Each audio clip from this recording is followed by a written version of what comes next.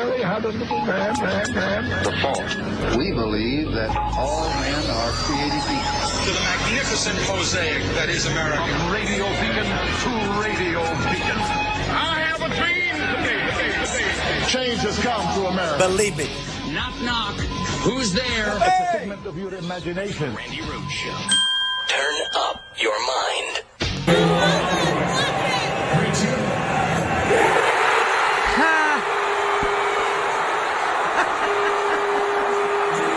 Oh my God! Wow! Congratulations to the Nationals. Oh, the Nationals, they deserve this. They did. They came from behind all season. Nobody thought. Didn't have a chance. Wasn't going to happen. And they deserve it because they freaking booed Donald Trump and chanted, lock him up. Lock him up. Lock him up. Lock. All right. It's my favorite Nats fan from last night.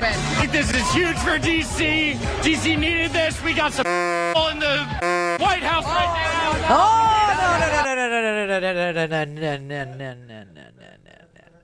Love you, honey. Love you. Nicely done. By the way, Randy, just so you know the backstory, the guy that you saw slide across the dugout there. There's a story? Well, a small story. That was actually at Nats Park in Washington, D.C., where over 10,000 fans showed up in the pouring rain. Yeah, they were in the rain. To watch them win it because the game took place in Houston. So. Oh. Yeah, it's just interesting backstory on it. So cool. So I think the Nats ought to make booing Donald Trump like their hallmark. You know what I mean? It's kind of like the rally monkey for the Angels or, something like that. Wouldn't that be cool? Like they just keep showing Donald Trump. Because they did it last night, too, at Nat Stadium. They showed Donald Trump on, there was an ad, and they showed it on the screen, and everybody started booing again. A couple people had a towel. Woo-hoo. But for the most part, 2/3 of that stadium was like booing. And then they won. Oh, so Washington finally has a winner. Time to unload the loser in the White House. Yes. Look at the top of his head. Can I just say that it's Halloween and Donald Trump is orange all the time. So what does he do for Halloween? I mean, it's so weird. He looks like he's wearing a Donald Trump mask. Because he is. So I would suggest that he scrapes the orange tanning lotion, the potion, whatever that is, the spray, I don't know. I think he does a bed. I think he really does tanning because he's got the goggle white eyeball thing going on there. You remember that from like the 80s, the white eyeball goggle thing? Yeah, so I would suggest that he wipe all that tan stuff off and then go as an old bowl of raw oatmeal. See what I mean? Because that's what he would look like without all that stuff on him. Just scrape it off and go as a bowl of cold, old oatmeal. Something like that. I mean, Giuliani needs no costume. He looks like Nosferatu anyway. And Kellyanne Conway is always the Wicked Witch. Oh, so no costumes there either. So, I mean, the White House always looks like there's a Halloween party going on. Except today is their day to be frightened. Usually, it's one of my favorite Spanish words, usualmente. It just feels good in your mouth. But, usually we're afraid of them because we don't know what he's going to do. Like if he's tweeting Kim Jong-un, fire and fury, we don't know what he's going to do.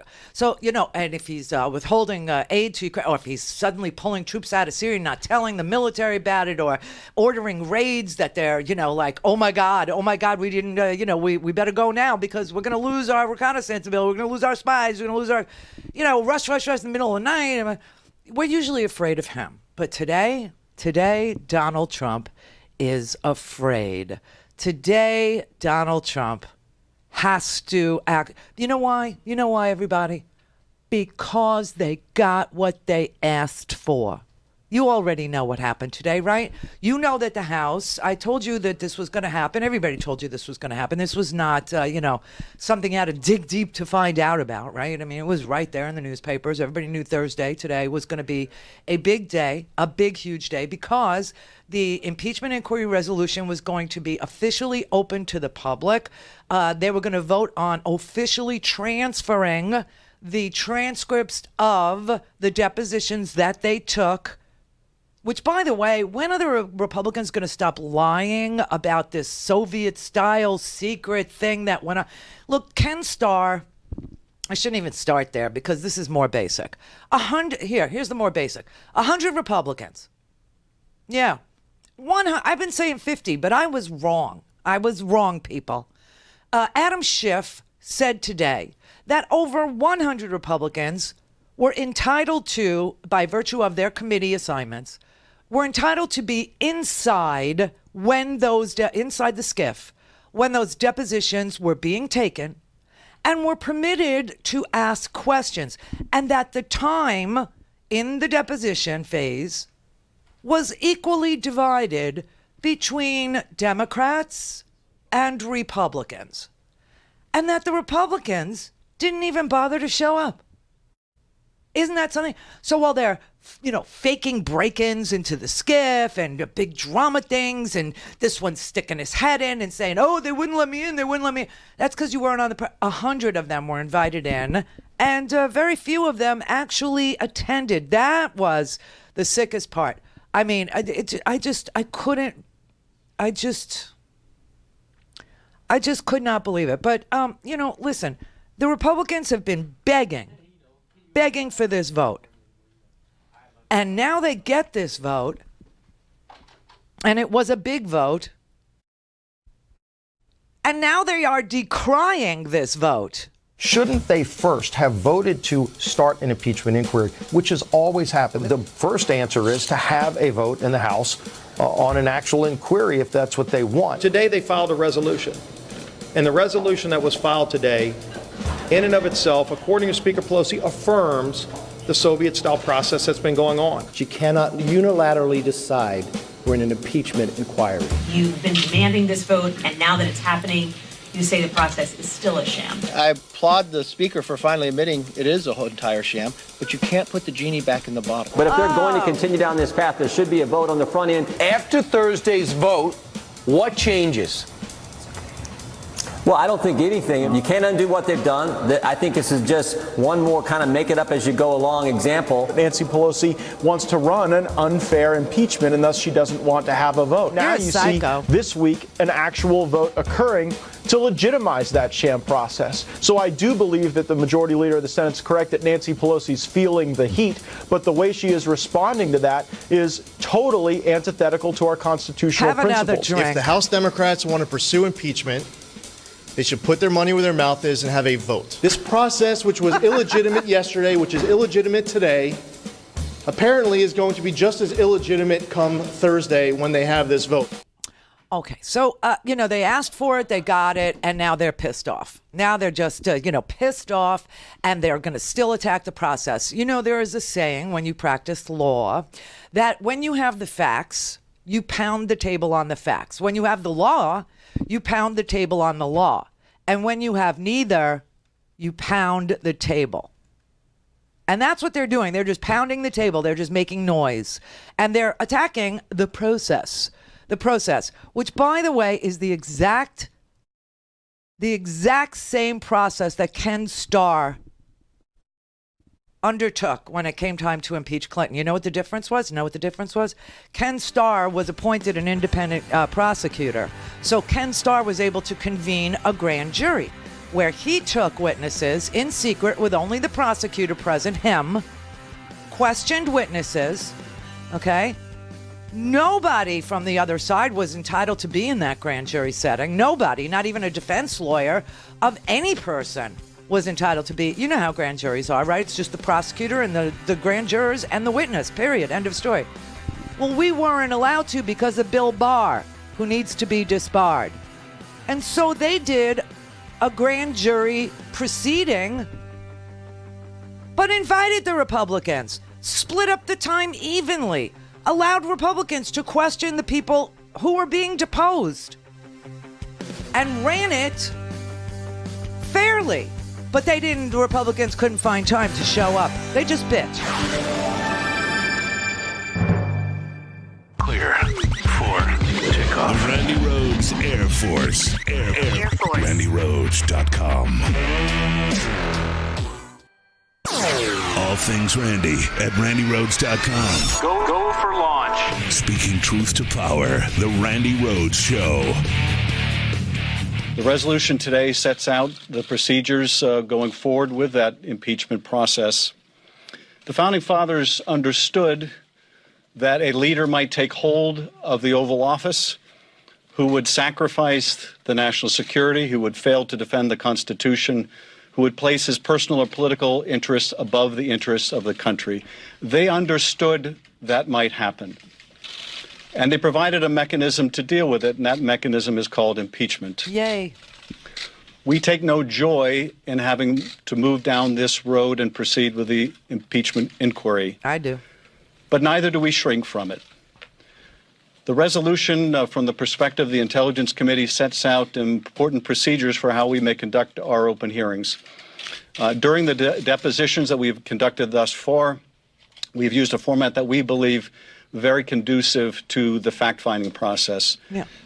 Those procedures now will be incorporated into the open hearings in which staff counsel will be permitted for lengthy periods of time to do sustained questioning for up to 45 minutes per side, followed by member questioning. We've used this, I think, to great success for both parties during the course of the depositions, where in the depositions we have alternated 1 hour for the majority, 1 hour for the minority, 45 minutes for the majority, 45 minutes for the minority.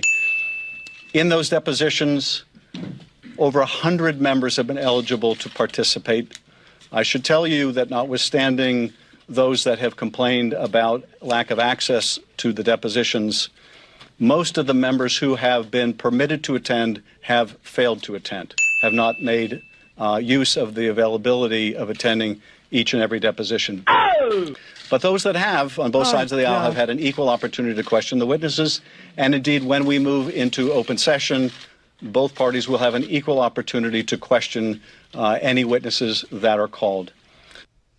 So there you have it, 100. I thought it was 50, and I was wrong. And when I'm wrong, I say I'm wrong. I was wrong. It was 100 members were eligible to attend the secret Soviet style. I mean, the projection that is going on from the Republicans is really astounding. But they were allowed, 100 of them were qualified to attend if they were on the Foreign Relations Committee, if they were on the Oversight Committee, if they were on the Intel Committee, if they were on the Judiciary Committee. I mean, for God's sake, man, for God's sake. Oh, for God's sake. You said it. You said it, sister. And they didn't bother to show up, and now they're whining and moaning and complaining and saying it's a Soviet-style inquiry, and that the deposition, the form that they used to take the depositions, which afforded them equal time and afforded them, you know, like if they took 90 minutes, then the Republicans would get 90 minutes. If they took 45 minutes, the Republicans would get 45 minutes to question each and every person who appeared. Now we're going to get the transcripts, so you'll see. You'll see for yourself who attended, who asked a question on the Republican side, and who did not bother. But, I mean, today they make me so mad, because the brass, the moxie, I hate moxie, the moxie of these people to sit there and say, this was a dirty process going in, and this opening up of the phase 2 portion, which is the public portion, this is just as bogus because they did the first portion the way they did it, and now you find out that they've been lying all along. Shouldn't they first have voted to start an impeachment inquiry, which has always happened? The first answer is to have a vote in the House on an actual inquiry if that's what they want. Today they filed a resolution. And the resolution that was filed today, in and of itself, according to Speaker Pelosi, affirms the Soviet-style process that's been going on. You know, I can't take it. I can't. And when we talk about the vote, I think it's important to note, when you see that not only did every single Republican reject this Soviet-style impeachment process, but we were even joined by Democrats who couldn't stand it anymore. If you look at where we are right now, we're at an important point in history. Clearly, there are people that we serve with that don't like the results of the 2016 election. That's their prerogative. But the country next year will be deciding who our president is going to be. It should not be Nancy Pelosi in a small group of people that she selects that get determined who's going to be our president. If you look at the resolution today, they talk about fairness. Now, if they really think that they can tell people it's fair, that only the chairman gets to decide who the witnesses are. Oh. And they give us an opportunity to call witnesses, but if the chair says they don't like the witnesses don't come forward. They allow the president to have legal counsel in the room unless the chair decides that they don't want the president's legal counsel in the room. That's never happened before. With the Clinton impeachment, with the Nixon impeachment, Republican and Democrat alike, both sides were treated equally. Both sides could call witnesses.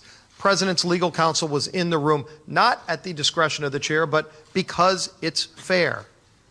And so when you look at this Soviet-style process, it shows you that they don't really want to get to the truth. They want to remove a sitting president. In fact, the author of the articles of impeachment said, if they don't impeach the president, he will get reelected.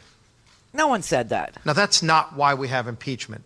Alexander Hamilton made it very clear. His concern, please, when they were trying to promote the Constitution, was that he didn't want to see impeachment used for political purposes. Right, and Yet that's what happened today. He predicted it. It happened today. It's a sham. It shouldn't have happened. It's a tainted process that Adam Schiff's been conducting, that Nadler might one day conduct. The House deserves better. The people of this country deserve better. We should be tackling real problems. We could have lower prescription drug prices today, but Pelosi won't bring those bills to the floor because she's infatuated with impeachment. Our troops could be properly funded, but if Pelosi's infatuated with impeachment. In fact, we could have better trade relations with Canada and Mexico and create 160,000 new jobs today, but Pelosi's infatuated with impeachment. We deserve better. Okay, so the amount of lying that went on right there is just insane. So let's take it from the top. First of all, the public needs to know the character of the president. The public needs to know if the president sacrificed national security of the United States by withholding military aid to Ukraine in exchange for Rudy Giuliani being able to put two grifters into a board of a Ukrainian gas company called Naftogaz. And in exchange, those grifters would provide Rudy Giuliani with fake testimony from two dirty prosecutors who preceded the Zelensky administration, Shokin and Mr. Lutsenko, okay? So that was the scam, that was the play. It also solved another problem. It covered for Russia, and it would make Ukraine take the blame for the hacking that went on in the 2016 election. Okay, so that was the scam, that was the caper, right? And the public needs to know that. So that's number one, before we vote. Number two, Nancy Pelosi is the author of the prescription drug bill that would allow Medicare to negotiate the cost of prescription drugs with the pharma companies across Medicare. And they even added a provision that they would be allowed to negotiate the prices if you get private employer-provided health insurance. That's her bill. That's the Democrats' bill. The military aid is being held up in the Senate by Republicans. They don't want to fund the VA, and they want $3.6 billion for the wall. Call in, connect. To speak to Randi, call 561-270-3844. 561-270-3844. These actions, this process, these open hearings, seeking the truth and making it available to the American people, will inform Congress on the very difficult decisions we will have to make in the future as to whether to impeach the president. That decision has not been made.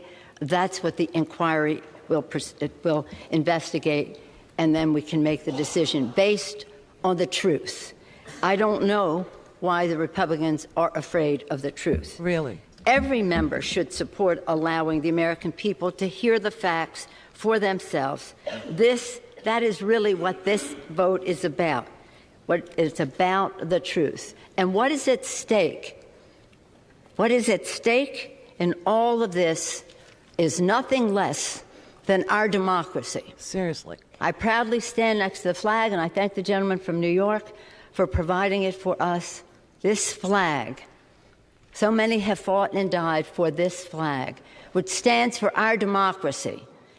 When Benjamin Franklin came out of Independence Hall, you've heard this over and over, on September 17th, 1787, the day our Constitution was adopted, he came out of Independence Hall and people said to him, Dr. Franklin, what do we have, a monarchy or a republic? And he said, as you know, he said, a republic, if we can keep it. If we can keep it. And this Constitution is the blueprint for our republic and not a monarchy. But when we have a president who says Article 2 says I can do whatever I want, that is in defiance of the separation of powers. That's not what our Constitution says. So what is at stake is our democracy. What are we fighting for? Defending our democracy for the people. So that was Nancy Pelosi's floor speech ahead of the vote this morning. You heard Adam Schiff post-vote this morning saying that 100 GOP members were invited to the depositions. Very few of them showed up, if they bothered at all. And that they totally were open to having Republicans question the witnesses that were called in the first place. And look how many people were told by the president not to even show their faces. You know, there's hearings today in court. There's hearings today in court for a guy named Kupperman, who is represented by a lawyer who also represents John Bolton. Now, you know, the House has asked for John Bolton to appear because every single person who has testified thus far has said that John Bolton was the person that was, ending meetings with Ukrainians because Sondland, who's in deep, deep poo, I told you, he's in so much trouble. He lied under oath. Sondland had convened a meeting at the White House with two visiting Ukrainian attachés. This happened in July 10th. This is 2 weeks before the freaking phone call that we have the transcript of. It's a rough transcript. Obviously, ellipses. Obviously. We went over ellipses yesterday. Vinderman, who testified, filled in those ellipses and said that what Donald Trump said that was removed from the transcript before they publicly released his perfect call was that he was believing this conspiracy theory that there were tapes of Joe Biden doing corrupt things in Ukraine at the behest of his son, and that he wanted those recordings, and that it was the Ukrainians who actually have the server, that CrowdStrike was owned by a Ukrainian. CrowdStrike, again, is not owned by a Ukrainian. It was founded by a guy named Kurtz and another guy named Apolovich, who is Russian, not Ukrainian. Don't confuse the two countries because one invades the other. Okay, and he has no connection to Ukraine whatsoever. But anyway, Donald Trump was saying to Zelensky on that phone call, I know that you have the transcript, the server. I want the server. You're going to say you have the server. You're going to produce the server. And I want the phone call. I want the conversations, the recordings of Joe Biden. I want that. And I need for you, and this is really sick. This I found out last night by reading the newspapers, after hours. They said that Vindeman testified that there was that Eisenberg, the lawyer that he went to, minutes after that conversation ended on the 25th, minutes after, he went to this lawyer, Eisenberg. He had been to him before. After this meeting was abruptly ended by John Bolton on the 10th of July, right? John Bolton received Yermak and another attaché from Ukraine. And they were in a meeting with Sondland and Vindeman and Bolton, a bunch of people, right? And Sondland started to say to the Ukrainians that they needed to make a public statement declaring that they were opening up an investigation into Hunter Biden and Joe Biden in Ukraine. And Bolton was so freaked out by what Sondland, and by the way, what Sondland testified to was that, they never mentioned Biden. He never heard the name Biden. He never heard Burisma. And if he did hear Burisma, he didn't understand that it was Hunter Biden that they were really... This is a lie. This is a lie, and we found that out yesterday. But anyway, after the Sondland said to Yermak and the other attaché who came from Ukraine that he wanted the Zelensky to step up to a microphone and declare publicly that he was going to open an investigation into Joe Biden and Hunter Biden and Burisma, and that they had Bolton was freaked out, and Bolton abruptly ended the meeting. That's why we need to hear from Bolton, okay? Bolton abruptly ended the meeting. And guess what Sondland did? And Fiona Hill was also in this meeting. These names are going to become very well known to you. So Sondland, after Bolton abruptly ends the meeting because he thinks this is outrageous, this is crazy, that our ask is to investigate, Donald Trump's, at that point, he thought that that's who he'd be running against. So Sondland now takes Yermak and the other guy into the basement of the freaking White House and starts pounding on him again about how he needs to publicly state that he's opening up an investigation into the Bidens, right? Well, that's the first time that Vinderman and Fiona Hill, both, they went to Vinderman's brother, Yevgeny, who happens to be in charge of ethics. Can you believe this? Of ethics at the National Security Council, and his brother takes him over to Eisenberg, who is the chief counsel for the NSC, the National Security Council. And Eisenberg is scribbling notes and he's listening, and Fiona Hill is telling him that she also agrees that it's inappropriate and blah, blah, blah. Well, then the phone call happens 2 weeks later on the 25th. This was July 10th. Now the phone call the 25th. And the same damn thing. But one of the ellipses also, now we find out last night, leaves out that Donald Trump wants Zelensky to get in front of a microphone. This is what he says on the perfect call, right? He tells Zelensky, you need to get in front of a microphone and you need to announce to the world that Joe Biden and Hunter Biden are corrupt, that you have tapes, and that you are investigating and you're going to release the tapes, and that you have the server. That's what Vinderman testified to yesterday. Now, the reason why we need Bolton is because Bolton was in the room. Bolton was in the room and also we need Eisenberg. Apparently Eisenberg has a partner named Ellis. Eisenberg and Ellis, they'll have a nice little, lobby shop after they get done with their government work. But the key today is this hearing, because the lawyer that represents Bolton also represents this other guy, Kupperman, and the court is going to decide whether they have to obey subpoenas today.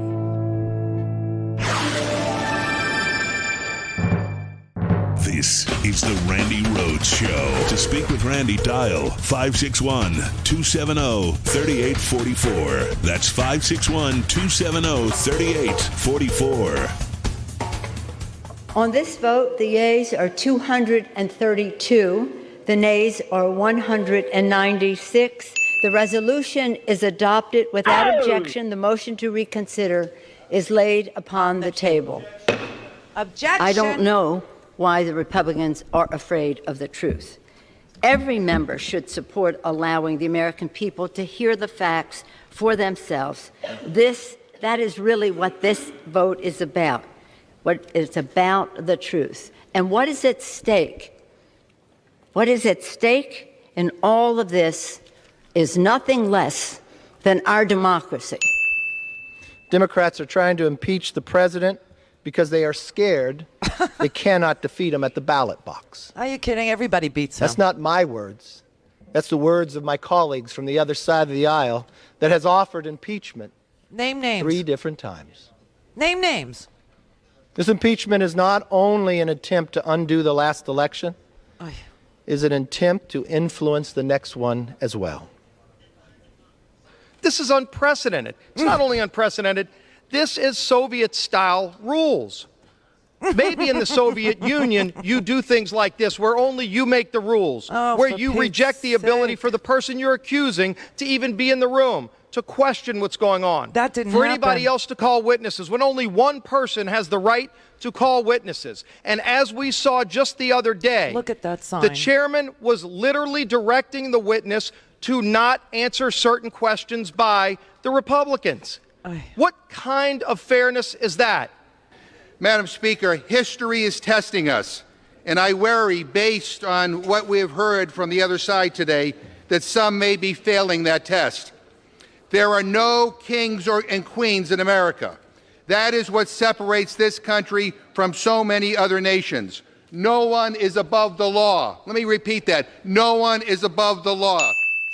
So we hope. That's where we are. Steve Scalise is such a freaking liar. I got to tell you, the rules that the House is abiding by are not the rules the Democrats set for the House for an impeachment.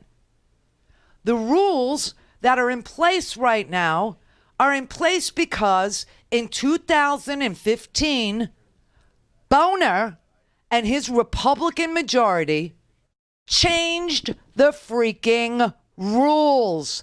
Don't believe me? Here's Fox. Here's Fox News. The rules are written in 2015 when Republicans controlled Congress, and now they're stuck with those rules. It's come back to haunt the Republicans. Yes, it has come back to haunt the Republicans. So one of the more interesting phrases that I heard the other day is an impeachable offense is whatever the House says it is. Right. Because at that point, it's political. It's all political. It is not this political. is what Republicans are saying. Number one, I'd like to subpoena a few witnesses that might balance out the one we just heard. The Democrats will go, don't think so. Well, as unfair as that sounds, the rules permit that. So Congressman Schiff is not making up the rules. He's following the rules. But do you understand? I mean, every once in a while, the little bubble gets pierced by the truth and they don't know what to do with it. The rules are the rules because the Republicans changed the rules of the House with regard to impeachment and an impeachment inquiry in 2015 under the majority leadership of John Boner, who maybe you'd think he was drunk on Merlot at 2:00 in the afternoon and then, threw some THC on top of it, which he now, advocates for. I don't know, but I can't help you there. Okay? It is what it is because that's what they said it was. The Republicans have changed the rules. They changed the rules in 2015. And the rules say that the minority has to ask the majority for witnesses. That's what it says. That's what they changed.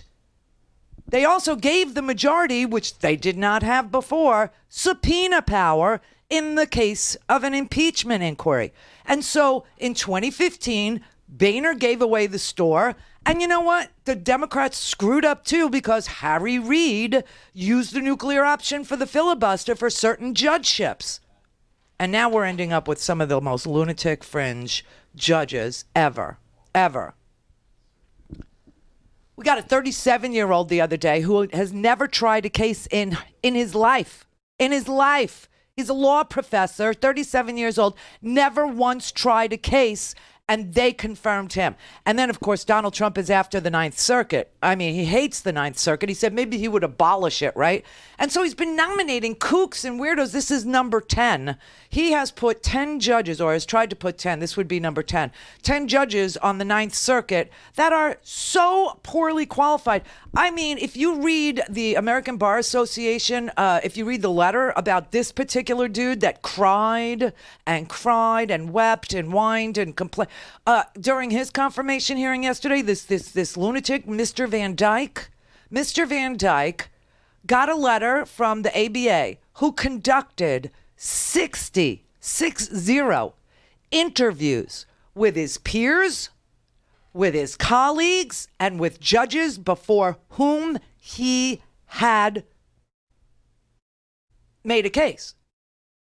And these 60 people said he has no idea what he's doing.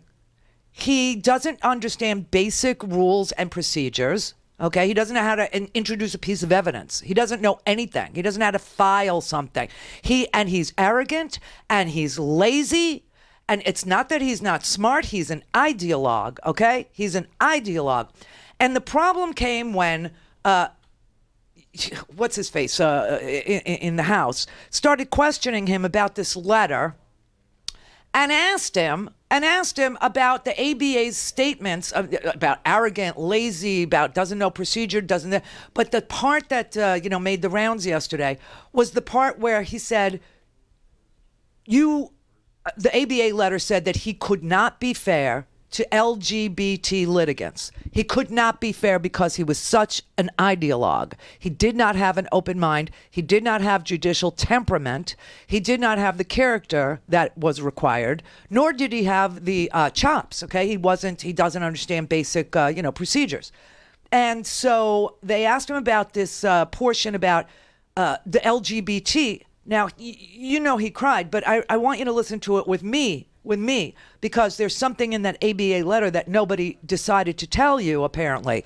The reason why the ABA included the fact that he could not be fair to LGBT litigants is because he's not been fair to LGBT litigants, number one. And number two, they asked him in his interview with the bar to affirmatively state that he could be fair to LGBT litigants. And he refused to answer that. He refused to say he could be fair because he believes his Christian doctrine tells him not to be fair. So you have to listen to this with that in mind, that the question to him is, did you say that you couldn't be fair to LGBT litigants? No, he didn't say he couldn't. He refused to say he could. And that is what's documented in this letter. Did you say that you wouldn't be fair to members of the LGBT community? Oh, Josh Hawley. Sorry.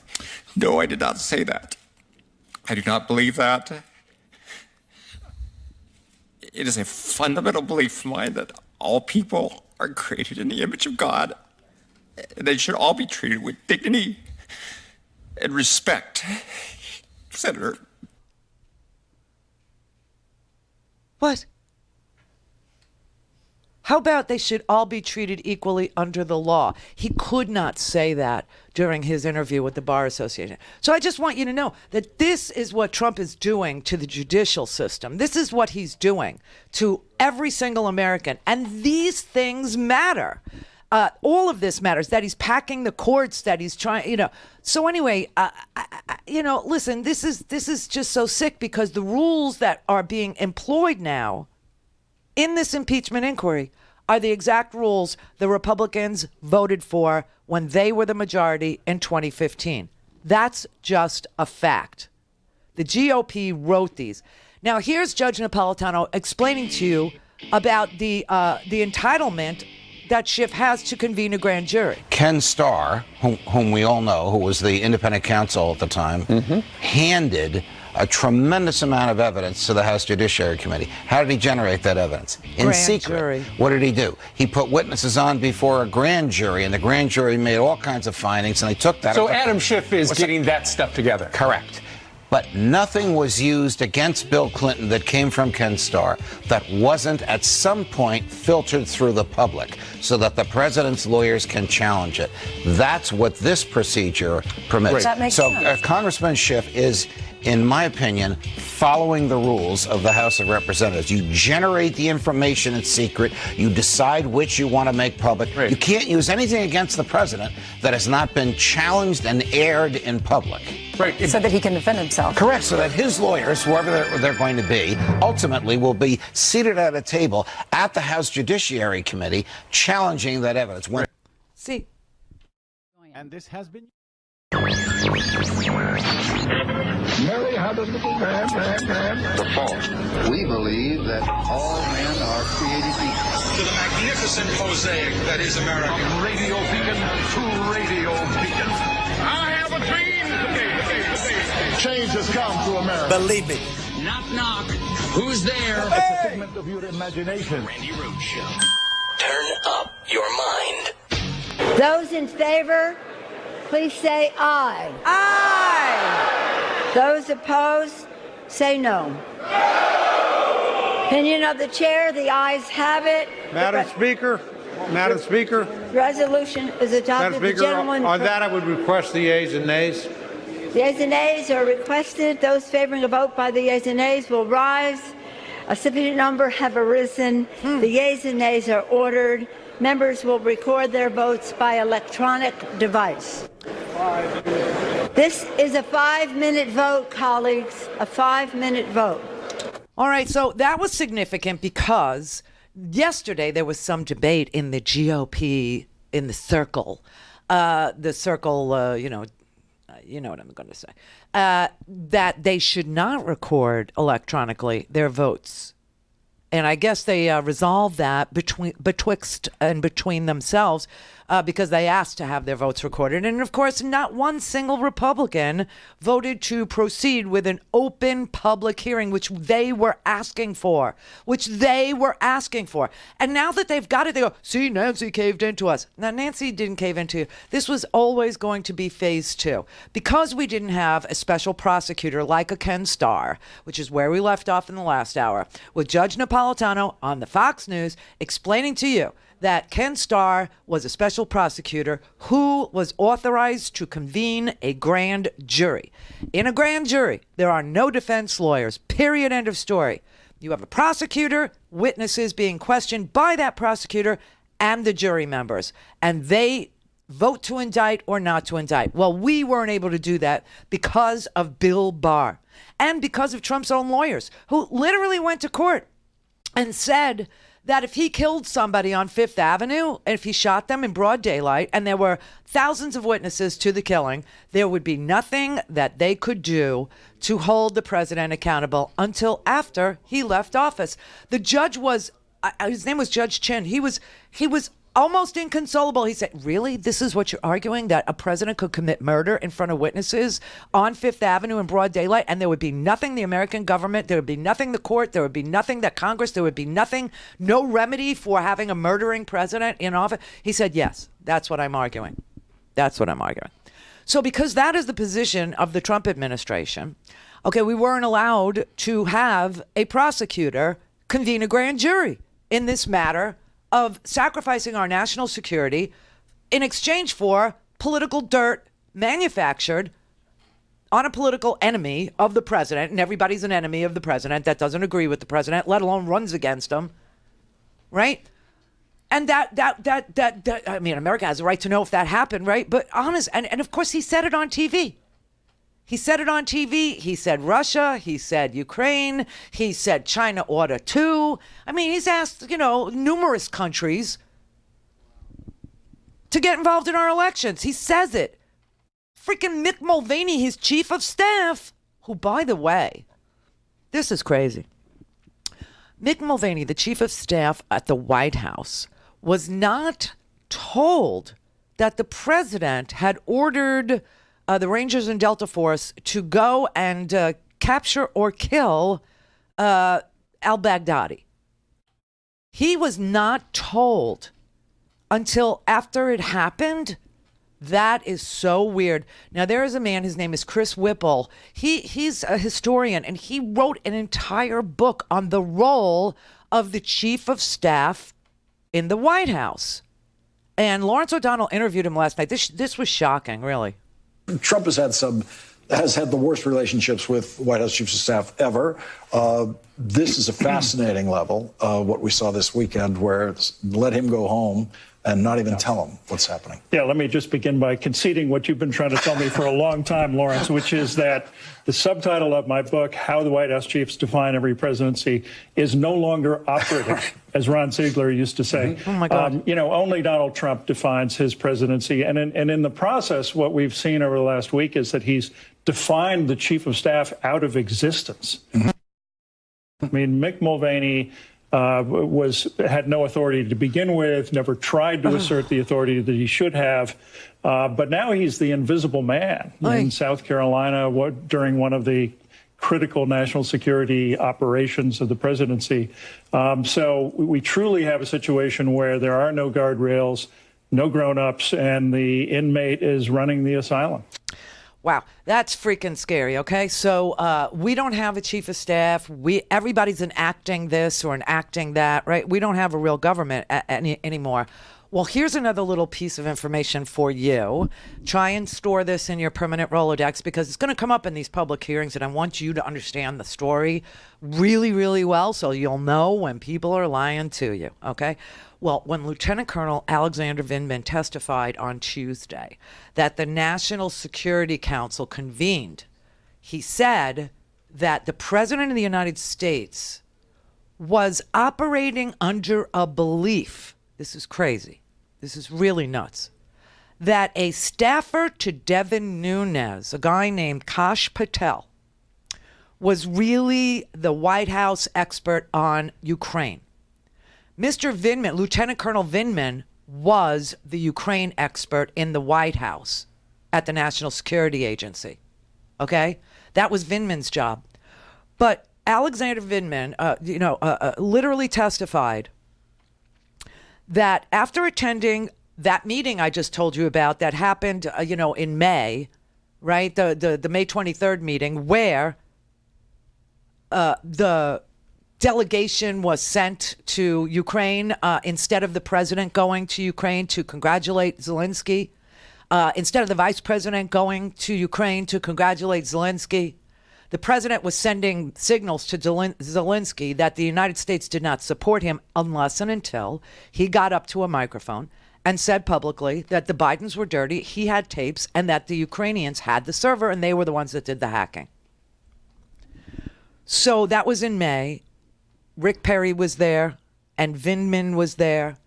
And so when they came back from Ukraine, Vindman wanted to debrief the president.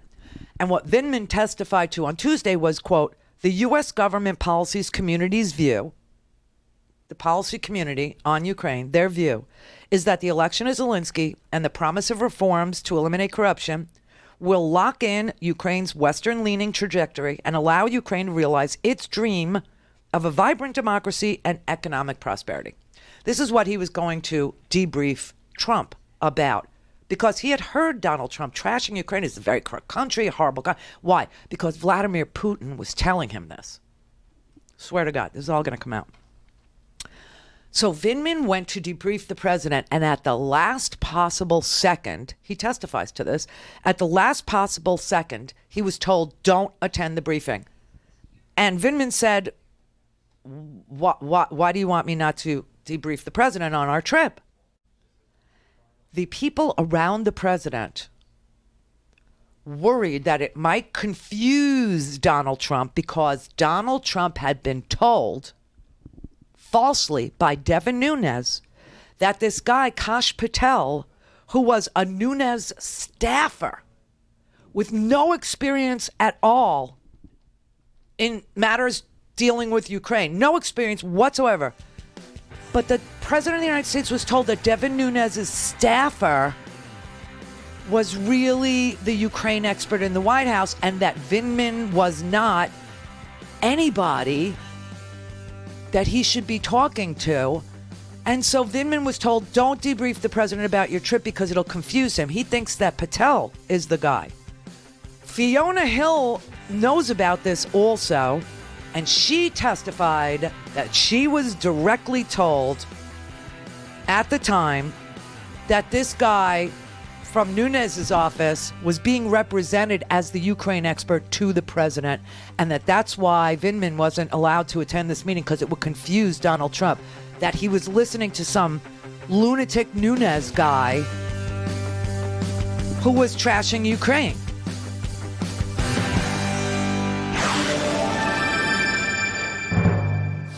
All things Randi at RandiRhodes.com. Go for launch. Speaking truth to power, the Randi Rhodes Show. To the point that there's someone walking around in the building who Donald Trump thinks is the Ukraine expert. Oh, my God. And is not the Ukraine expert. That's an incredible story, the Politico story today. And so here, it's classic Trump. He's essentially got a choice.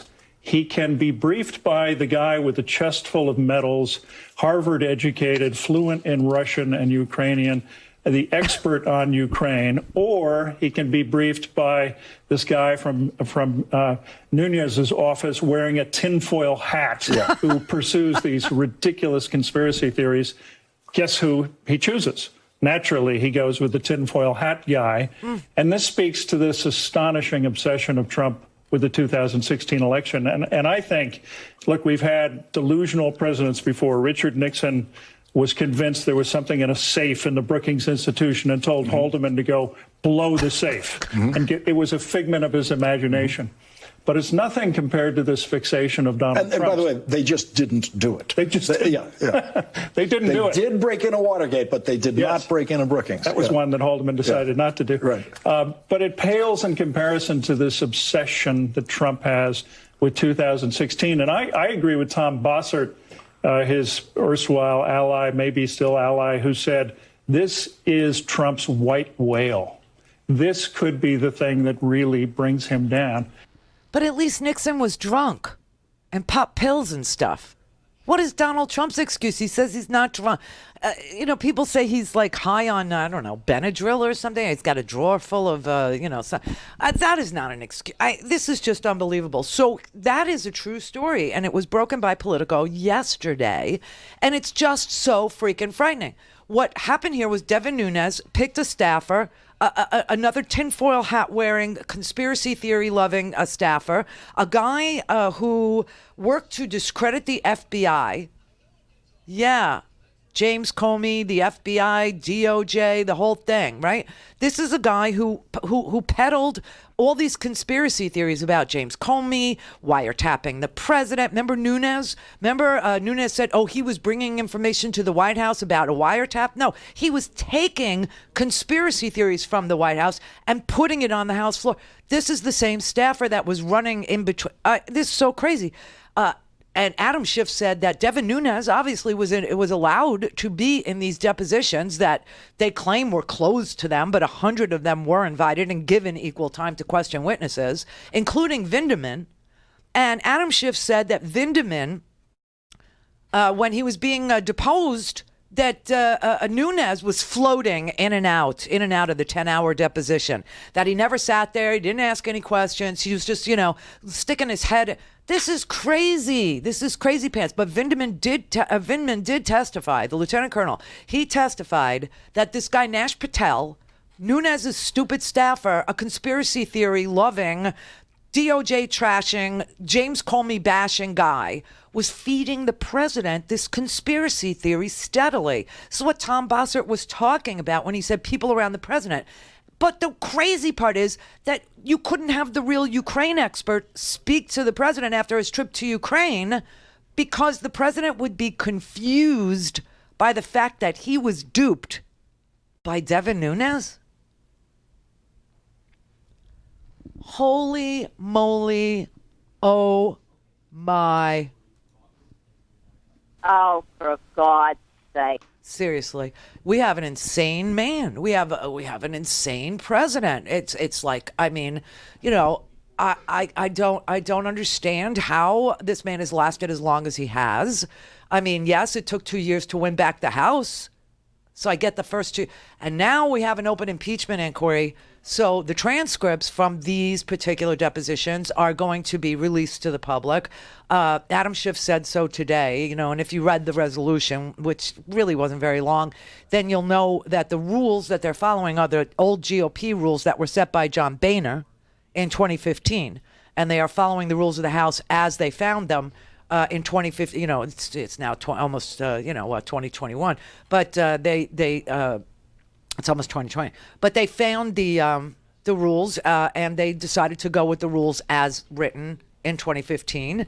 And so the transcripts will be released and we will get them and we will be able to see what each and every person testified to. Now, what's really interesting in this whole Nunes staffer gate thing, I don't know what you want to call this, but this imposter who was impersonating the real Ukraine expert, Lieutenant Colonel Vindman, Bolton knew about it. That's why I'm waiting today to see what the court says about whether or not McGahn has to test it. Yes, McGahn. Remember, McGahn is still living under a subpoena. So, but today the Kupperman guy, Charles Kupperman, he is deputy to the former National Security Advisor John Bolton. Okay, that's who Kupperman is, and so Bolton and Kupperman are both represented by the same attorney. And that attorney is in court today asking the court to figure out, because Kupperman was supposed to testify on Monday and he decided to defy the subpoena and ask the court what he should do.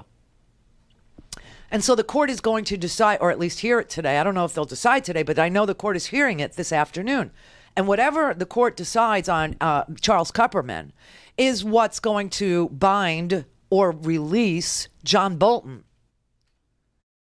But yesterday, John Bolton's attorney, same attorney, said John Bolton needs a subpoena in order to come. So, I mean, that's not a problem. It's just not a problem. He didn't say no. He just said he needed a subpoena.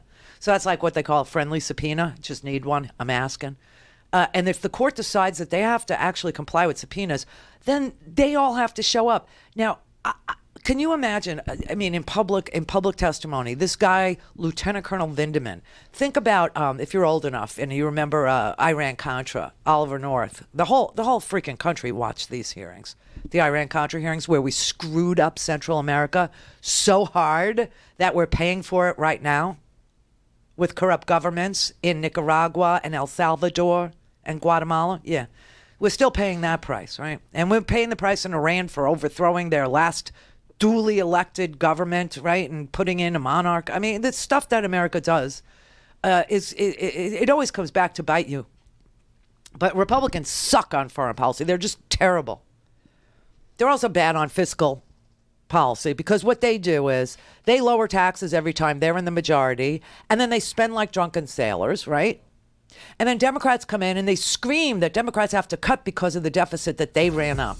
So we seem like the Grinch, and they seem like Santa Claus. It's a game. It's a game for them. They fool around with your life. They fool around with your livelihood. They fool around with our national security over and over and over and over. And I don't know why people don't see through it at this point. I really don't, because most of us are old enough to remember these things. But remember when Ollie North testified? He was in full dress uniform with all the ribbons, right, with the whole thing. Lieutenant Colonel Vindeman looks really good in dress blues. It's the best Army uniform they have is the dress blue one. And he's going to show up and testify to all this madness in open session, and you're going to get to see it. And then John Bolton, the walrus, is going to show up if the court says he has to, and he's going to vouch for him. He's going to say, yeah, I knew about this. And Fiona Hill, too. Call in, connect. To speak to Randi, call 561-270-3844. 561-270-3844. Here's this devious little troll, this little gnome, Devin Nunes. Since the Democrats took control of the House of Representatives, they have always intended to transform the Intelligence Committee into the Impeachment Committee. Are you kidding? Every one of their actions, from the staff they hire to the Trump conspiracy theories they investigate, their willful neglect of our basic oversight duties demonstrates that this has been their plan from day one.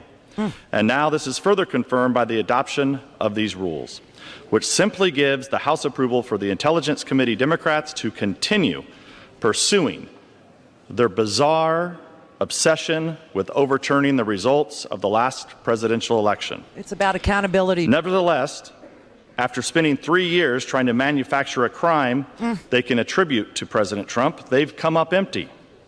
First, they insisted that the president is a Russian agent. Then they claimed he's a money launderer and a tax cheat and a fraudulent businessman. And now they've decided they don't like the way he talks to foreign leaders. But they have no evidence and no argument to support impeachment. All they have is the unconditional cooperation of the media and their advance their preposterous narrative. Okay, so there's Devin Nunes, the number one peddler of conspiracy theories, the number one peddler that, Donald Trump was taped, that James Comey was taping Donald Trump, right? And that the FBI is dirty. And I promise you, this all, I hope we find it. I really hope we find this out. But I hope that, can you close that door? I hope that we find out, thank you, that Rudy Giuliani began his intrusion into the 2016 election with the New York field office of the FBI and Anthony Weiner's computer. What? Yes. I hope that they go down this road. I hope that Rudy shows up for questioning. I would have an entire line of questioning for Rudy just about James Kallstrom and Rudy Giuliani's announcement on Fox News that they had an October surprise and that they weren't just going to lay down, and even the liberal pollsters would have to change their mind on the electability of Donald Trump, because he knew that the New York field office of the FBI had sat on Anthony Weiner's computer, knowing that Huma Abedin, Hillary's assistant, had also used it in the home, and that there were emails from Hillary Clinton on that computer. Now, in the end, as we all know, the story has an ending now. Those emails had already been looked at by the FBI. They were copies of emails that had already been reviewed by James Comey. But because Rudy Giuliani told the New York FBI to sit on that computer until 11 days before the election and then dump it on Comey, Comey had to send a letter to Congress saying that he had come into possession of new evidence and that he was required by law to review it. Now, there were 30,000 emails on that thing. They were all duplicates, things that the FBI had already seen, and they were worried that they wouldn't get done before the election. Well, once they were able to figure out that all those emails were duplicates, things that they had already looked at, he was able to send a letter 6 days before the election, closing the investigation again with no finding of guilt. But that was enough. That was enough to change minds. That was enough to make people sit home. That was enough to make people vote third party. That was enough for people to question Hillary Clinton's credibility. It was enough for Donald Trump to eke out a win. That and the propaganda that was going on the Facebook and the Russian intrusion into the voter registration rolls and all the other things that were going on was enough to give Trump Wisconsin by like 11,000 votes, Michigan by 22,000 votes. I mean, you're talking about a country of 350 million people. And this is how the election was decided. We are not trying to overturn the election. Mueller, when he looked into all of this, he did not look into Rudy Giuliani. He never did. And he did, however, find 10 counts of obstruction of justice on the part of the president, all impeachable. Obstruction of one count is impeachable. That's all you need. So while they sit there and whine and complain about conspiracy theories and undoing elections, this is about accountability. And there are 10 occasions that Mueller documented in Volume 2. Volume 1 documents the Russian intrusion. Volume 2 documents the obstruction of the investigation. Now remember, Comey never was looking into Donald Trump prior to the election of Donald Trump. He had a counterintelligence investigation looking into Russia. Russia, which is why Volume 1 of the Mueller report is a counterintelligence indictment having to do with Russia and how they hacked and where they hacked and how much they hacked and the voter registration rolls, all 50 states, which Russians did it, that they were, detailed. They were GRU. They were intelligence operatives. There was Putin's chef who was running the troll farm in St. Peter. That's what Volume 1 was about, the counterintelligence investigation. Volume 2 was about Trump firing Comey in an effort to obstruct justice, and 9 other occasions where Donald Trump obstructed justice, and other occasions where Donald Trump answered questions under oath because he wouldn't sit for all his protestation about it's a witch hunt and I need to be heard. When he was asked to be heard, when he was asked to show up, when he was asked to defend himself, when he was asked to, present the evidence that would counter the narrative that he was obstructing the investigation, the counterintelligence investigation, he opted out. He said, no, I don't want to. So will you answer some questions? Yeah. Well, Mueller testified the day before all this crap with Ukraine started. He testified that Donald Trump was generally not truthful in the answers to his questions in writing. So that's impeachable. Lying under oath, obstructing justice, 10 counts. Now we got the Rudy Giuliani episode. Rudy Giuliani is taped saying he needs money for Robert. We don't know who Robert is. I got to guess. I think Bob Livingston, which one of the witnesses, there's so many of them at this point, maybe Fiona Hill, says that Bob Livingston, the disgraced former House member who was running for Speaker of the House after the disgraced Speaker of the House, Newt Gingrich, who impeached Bill Clinton for having an affair, was found to be having an affair of his own and lying about it. And then Bob Livingston ran for the speakership. And while he was running for the speakership, it became clear that he was cheating on Bonnie, his wife. People know him. Just saying. So Bob Livingston leaves and sets up a lobby shop, the Livingston Group. Bob Livingston became a lobbyist for Turkey. Bob Livingston became a lobbyist for getting Marie Yovanovitch, the ambassador to Ukraine, fired. The other Bob that I think Rudy Giuliani, who does go by the name Robert and not Bob, and in the little recorded butt dial thing, he's saying, get Bob, or get Robert, I think is Robert Mangus, who works for Greenberg Traurig, where Rudy Giuliani also used to lobby. I think that's who, but we don't know. We don't know. So hopefully Rudy Giuliani will testify and somebody will ask him about the New York field office, and is that when he began his conspiracy theories? Because that would be great.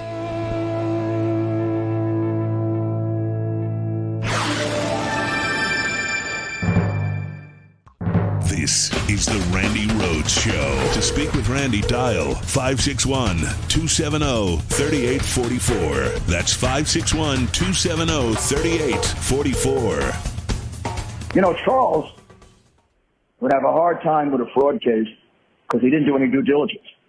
Tomorrow, I got to get you to get on Bahrain. You got to call. Got to call Robert again tomorrow. Is Robert around? The problem is, we need some money. We need a few $200,000. Problem is, we need some money. We need a few $100,000. Where's Rob? Rob is in Turkey. I don't know who he's talking about. I don't know if he's talking about Livingston. I don't know if he's talking about Rob Mangus, his partner. I mean, he doesn't work for Greenberg anymore, but that's a giant lobby shop. But here's the question that needs to be answered. Where did the money come from to pay these lobbyists? That's the first thing, right? Bob Livingston is a lobbyist. It's not illegal to be a lobbyist. He does lobby. He was lobbying for Turkey, I guess, on the Armenian genocide, meaning that America should never recognize that there was an Armenian genocide committed by the Turks, because if we did, then Turkey would have to get kicked out of NATO. See? And, of course, Turkey does need to get kicked out of NATO. And so all this lobbying, you know who else used to lobby for Turkey? Fat Denny Hastert, you know, the pedophile? Yeah, Fat Denny Hastert used to lobby for Turkey at a company called Dick Steen Shapiro. Yes, I know this because I've been in their offices where I used to walk down the hallway going, is Fat Denny Hastert here? I always wondered about this part of the lobbying business and how it was going to get our national security messed up. That money would do the talking instead of the national security of the United States being the preeminent concern. So here we are, right? And there's Rudy saying that he needs a couple $100,000 to pay Rob. So who is paying? Who's paying the lobbyists? You know, they have contingency fees. They have, what do you call them? Retainers. And some of them, and usually, you know, when you see a retainer like, you know, I don't know, $100,000 a month or something crazy like that, like Jack Abramoff, also, you know, from Greenberg, when you see stuff like that, you kind of know that it ain't on the up and up, this account. This client is paying way too much money. For what? But the question here is, who did the paying? Where did the money come from?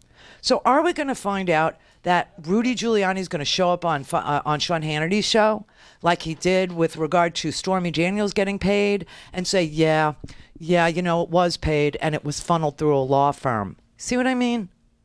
These lobby shops, they hold themselves out as law firms. But they're lobby shops with giant retainers paid to them to lobby on this issue or that. Usually it's the tax code. Sometimes it's a country. So are we going to see Rudy under oath being asked about the New York field office And what did he know, and when did he know it about Weiner's computer? Are we going to see Rudy admit that money was laundered through a law firm to pay lobbyists to call, Ukrainians to demand that, or to call the president, or to call Zelensky, or to call Yermak and say that our ambassador, our foreign service officers, they're the dirty ones, they're the bad ones, they're the ones that have to go? Are we going to see that? Because that's what John Sullivan testified to yesterday in an open session. I mean, this is the first little glimpse into the kind of information we're about to receive. You know, he's now our ambassador he's now our nominee to be ambassador to Russia. Oh, my God. And John Sullivan, was asked whether or not he was aware of the effort perpetrated by Rudy Giuliani to smear Marie Yovanovitch. Now, Marie Yovanovitch had to get out of the way in Ukraine because Rudy had promised these two grifters that they could take over this Ukrainian gas company called Naftogaz. And in exchange, he wanted affidavits from dirty prosecutors, Viktor Shokin, who the entire world wanted removed, and Lutsenko, right?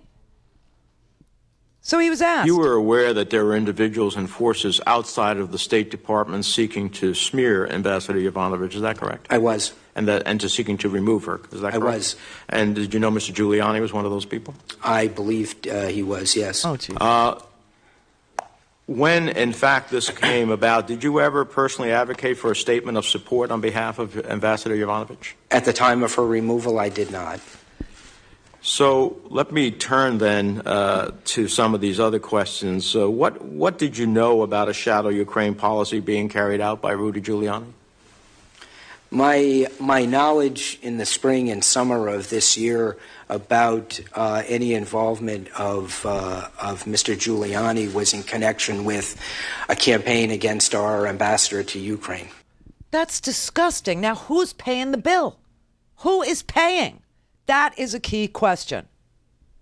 And every American deserves the answer. Now, we'll tell you that it's about to get very ugly in this country. You're going to have the Cult 45 members. You got these crazy QAnon people. You got all kinds of weirdos. I'm just going to give you a little taste of the kind of crap you're about to see in this country. In a country that is supposed to be educated and elite and informed and has free press and a free media, blah, blah, blah. This is a dude, this is a rabid anti-Semite who's got, like this crazy freaking show called True News. And he's warning you, he's telling you, there's going to be violence. If they take him out, there's going to be violence in America. That's all there is to it. And when we say take him out, however he leaves, there's going to be violence in America. And I believe there are people in this country, veterans. What?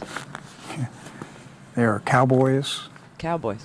Mountain men. Mountain men. I mean, guys that know how to fight. Holy crap. Okay?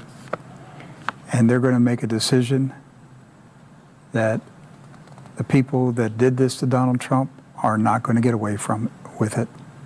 And they're going to hunt him down. What? I'm serious. They're going to hunt him down. You're going to hunt me? I don't want it to happen. I don't want to see the country go this way. But once hell breaks loose, if these people in Washington think that they're going to get away with it, it's not going to happen. The Trump supporters are going to hunt them down. Okay, this is some sick crap. This is being said out loud in, public forums that very few people, on our side are aware of. Calling for and endorsing and saying it's just the way it is. We're gonna have to hunt down these mountain men, cowboys, veterans. It's like Donald Trump, bikers, right? That we're gonna have to get violent with people who are asking for transparency in our government, who are asking for the question: who's paying for all this to be answered? Where are Donald Trump's tax returns? What happened to those 10 obstruction counts? Who's going to ever hold Donald Trump accountable for Mueller saying that he lied under oath in those written interrogatories, in the written questions? But the big question is, where is the money? Rudy Giuliani, we need $200,000. I need to send $200,000 to Rob. Where did that money come from? Where does that money come from? Now, in closing, I just want to tell you that Donald Trump is being the bag man to buy the loyalty of the Senate. That's just happening. That's just a true story. It's a political story today, too, that the president is tapping the donors. He's asking the donors to pay $100,000 apiece each to attend an Atlanta fundraising event for Georgia Senator David Perdue. $100,000 each to attend a fundraiser. He's doing the same thing for Cory Gardner in Colorado, for Joni Ernst in Iowa, and for Tom Tillis in North Carolina. He is asking the donors to give money to him so he can then take that money and buy the loyalty of these senators when the removal process begins. Also money for McConnell. Now, he's not raising money for Susan Collins because Collins, has criticized him. She said it was a big mistake to ask China to investigate the Bidens, so she gets nothing. And Martha McSally will get nothing, and she's facing Mark Kelly, the Democrat, right? Gabby Giffords' husband, Mark Kelly, who's already raised $5 million. So she's being penalized, too, because she won't buy into the WinRed centralized hub that Donald Trump wants to use to give cold, hard cash in exchange for loyalty in the removal phase of this, because he will be impeached. I mean, that's going to happen. But before that happens, you will, better than anybody else, know the questions that need to be answered.